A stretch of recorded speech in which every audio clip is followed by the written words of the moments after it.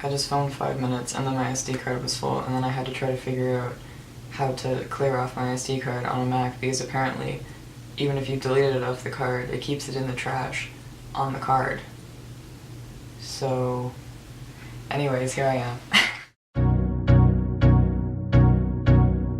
My name's Emmett, and welcome back to my crappy channel, where I make videos about stuff that you guys want, but I don't really want.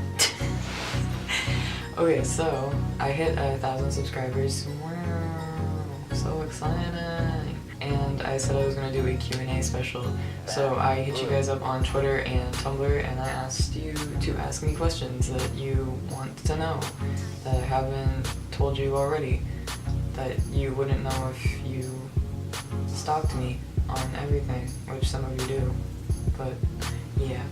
I'm going to check Twitter first and answer your questions to the best of my ability. And again, if you hear this sound, it's me playing with my pop sockets. I got this one question literally like the beginning of the month, but like I didn't have time to answer it, or like I forgot about it. Have you already come out at school? If so, what was the hardest part of it? I came out at school the first 3 days that I was here, like before classes even started, like just when I moved into my residence. And I made a Facebook coming out post, so like all my family members and everyone knew that I was trans and knew that I was in like a gay relationship basically. Soon after that, I put that I was in a relationship with Kale, so it was like official. The hardest part of it was, I don't know, just having like everyone like message me, like even though all the responses I got were positive, it was kind of like scary because I hadn't talked to most of these people for like years, right? And some of the people actually who contacted me had like bullied me when I was in high school and had also come out, so it's just that whole like denial thing where like you bully others because you are also in the closet, like adjusting to like everybody knowing, because I had kept that secret for so long. It was weird to like have everybody actually know that about me, but I don't know, it just lifted like a big weight off my shoulders. It was more of a good thing than it was a bad thing. A bit random, says Garlic Bread. Do you plan on taking a gap year after university to travel? Where would you go if you did? I don't think I'm going to be taking a gap year after college, just because I have 6 months before I have to start paying off my student loans, and I would like to get a job as soon as possible, because I took a gap year after high school where I stayed at high school and I like was doing basically like an internship at like a media, well, for my teacher who like ran like an entertainment company, so I got paid for that. And I don't know, I don't think it would be good for me to take a whole year off, because I feel like I would forget things that I had learned. I just want to like get out there and like get a job and be as stable as possible as quick as I can. If I was able to travel, I have been to Italy and Greece. I've been to like 7 states in the US. I was in London for a 7-hour layover. I would probably want to either go to London and like actually like get to look around, or I want to go to like Florence. My issue now is like being able to find places where I won't get attacked for being trans, so or gay. How do you find the right label for your gender/sexuality? It depends on you, I guess. Like obviously there's a bunch of labels out there, there's a bunch of sexualities out there, and there's always like new terms that are coming up, but I don't know, just experiment with things. Don't feel afraid to like use different labels for different amounts of times. And if it feels right, then stick with it. If it doesn't, then like keep searching. Like there's no harm, like it's your life. You can go as quick as you want, you can go as slow as you want, like it doesn't matter. Like basically whatever makes you happy. I can't really tell you that because you just have to go out and do it yourself. Sorry. This question made me laugh. How do you like your pizza? I for some reason thought that like they thought I was eating pizza and they were like standing outside my window like, how's your pizza? But no, they're asking me what I like on my pizza. I like cheese, obviously, and I normally put olives on it, like green olives. That's what I had for the longest time. So cheese, green olives, or sometimes I get like black olives, red peppers, and mushrooms, but it's mostly just like vegetables, obviously. And I do like pineapple on my pizza, for all you people out there who don't like pineapple on pizza. In your last update video, you talked a lot about the psychological changes that have taken place. Could you elaborate on some of the psychological changes? Yeah, basically it's just all like mental stuff, so it's trying to like get my brain to like register the changes happening to my body. I'm like becoming happier, I guess, because like I look in the mirror and I'm like, changes are actually starting to happen, because for the longest time I would look in the mirror and like there wouldn't be any changes, obviously, because I wasn't on hormones. I would always be thinking like, oh, I want this to happen, I want this to happen, and now when I'm like actually looking at myself and I'm seeing that happening, it's like confusing, because I was used to the longest time thinking that like I was hopeless and like nothing was gonna happen. I don't know, it's just that there's like hope in my life now, and that like I have a reason to like keep going so I can see more changes and stuff. I got like 3 questions from my friend Zach. Okay, here we go. First question. Best advice someone has given to you, and best advice you would like to give to a younger you. Best advice given to me would probably be to keep practicing, because when I was younger, I was stuck in a rut thinking that like because everything had to be perfect, that like I would never be good at anything. And I don't know, I had a really good basketball coach when I was in high school, and he always said to keep practicing, and that like obviously if you have natural talent and you keep practicing, you're only going to get better, and that you shouldn't give up and listen to other people when they're trying to put you down, because they might have just more experience than you, but like who knows, you might end up becoming better than them. And that's kind of like not exactly what happened when I played basketball, but like I just kept going and I stopped listening to what other people were thinking about me and my talents and stuff. Best advice I would like to give to a younger me, just like don't give a fuck about anything.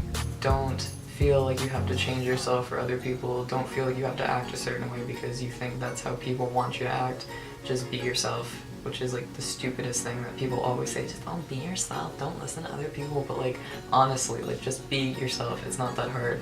You think that so many people are gonna care, but in the end, like no one really gives a shit because they're just trying to go about their life. If it's making you miserable to be something that you think other people are going to like, then just be the thing that you think they aren't going to like, if that makes sense. Just like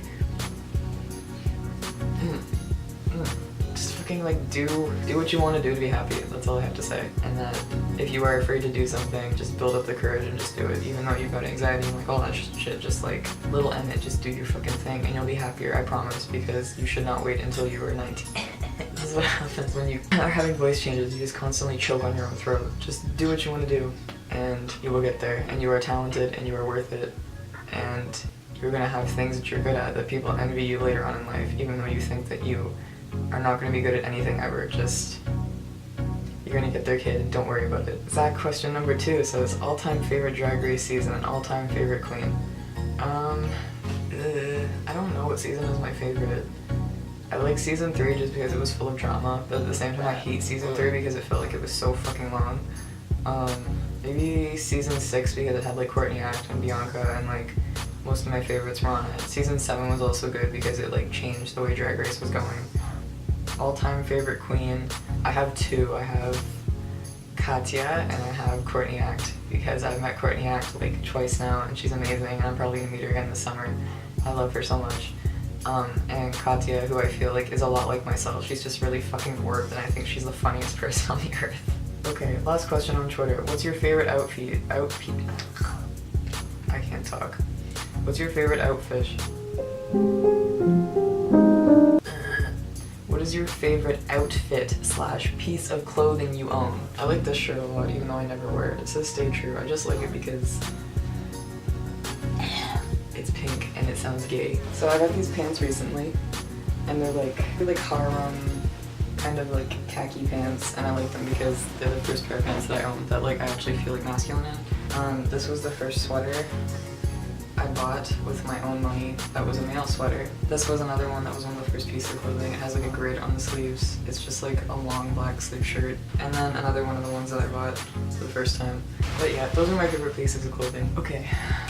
On to fucking Tumblr questions. Where do you buy your clothes from? You have a really cool style. I buy the majority of my clothes from Forever 21 and H&M just because they have men's extra small, and I can actually fit into extra small, sometimes small, depending on the clothes. How does your college work that you are in a dorm with a girl but you identify as a male? Basically, when I applied for residence, I put down on the application for roommates that my gender was other, so I got contacted by somebody at the residence who asked me who I wanted to room with, and I said I wouldn't be comfortable rooming with a male or a female, just being put in like the normal, it's called like a roommate portal. They throw you in and you get randomly picked with somebody who they think you'll be compatible with. I wasn't comfortable going with either because I was just afraid, and she said that they had a resident advisor, which is a student who lives in residence and works at the front desk and like basically like keeps track of like people on the floors and stuff. They said that they had an RA who they knew was like LGBT friendly and like accepting and like part of the community, and they had friends and whatever. I would be safe to room with her, so that's basically how I ended up being with the girl. Okay, how did you and Kale meet? Kale and I met through Tumblr, and then we were friends for like 5 years, and then we decided to meet. Question 2, who the fuck is Dorian from Dragon Age Inquisition? Okay. If you follow me on Tumblr, if you follow me on Twitter, you know that I talk a lot about Dragon Age, and I've got He's up here. I have a picture of him. Dorian is a mage from Dragon Age, and he's a romanceable character, and he's gay, and I romanced him in Inquisition, so Dragon Age is like a medieval-esque RPG game. Okay, so I think that's basically all the questions that I got. Thanks for watching my videos, and thanks so much for 1K subs. I can't believe so many of you actually want to like watch my videos and my content.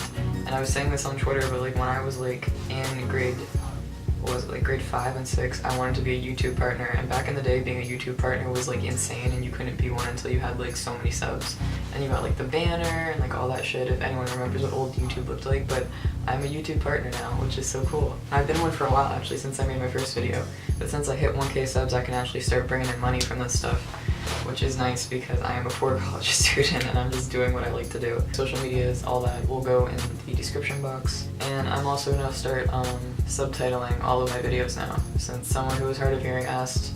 So it's taking a while just because my videos are so long, just because I am only one person. That's all I have, and thank you guys so much for subscribing. Thanks so much for like leaving comments and liking and all that stuff. I love you guys so much, and I will see you next time.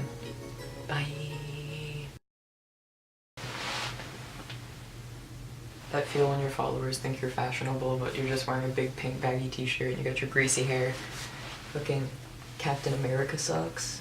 Bro, like really? Guys, I didn't know I was so fashionable. I didn't know these sweatpants were so fashionable. I didn't know these sweatpants were so fashionable. Yeah.